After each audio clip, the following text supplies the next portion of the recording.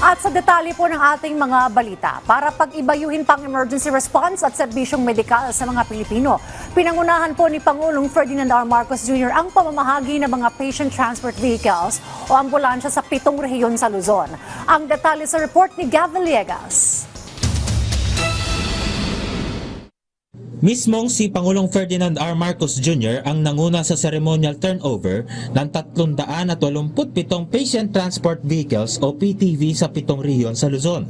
Malaki ang maitutulong ng PTV para sa health system ng bansa. Bahagi pa rin ito ng commitment ng Marcos Jr. administration na pag-ibayuhin ang emergency response capabilities sa bawat Pilipino. We are very happy now to be able to do this dahil dito sa administrasyong ito, karapatan ng bawat nating kababayan na Pilipino na magkaroon ng ganitong klaseng serbisyo. Pinapatibay nga natin ang buong healthcare services. Nagmi-meeting lang kami tungkol sa budget sa DOH, tungkol sa budget ng PhilHealth, tungkol sa lahat ng mga serbisyong ibinibigay, tungkol sa mga insurance, upang buuhin namin ang magandang healthcare system.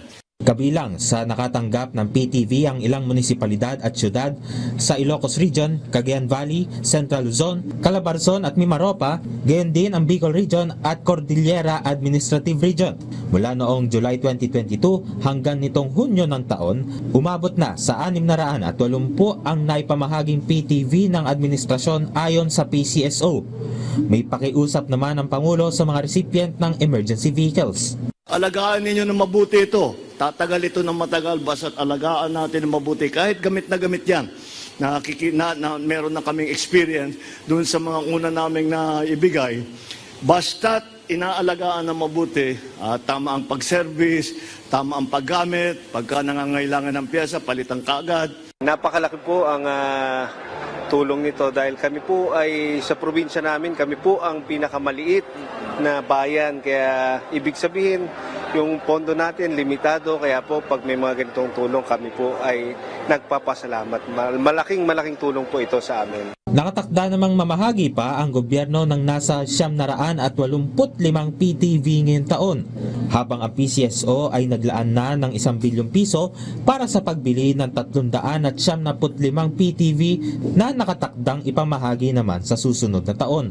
Tiniyak naman ng PCSO na patas ang distribusyon ng PTV. Itong taon na ito, garantisado po, mabibigyan po natin ang lahat ng munisipyo, anuman pong class, 1 to 6, hindi po magmamatter yan. Kakampi, hindi masyadong kakampi.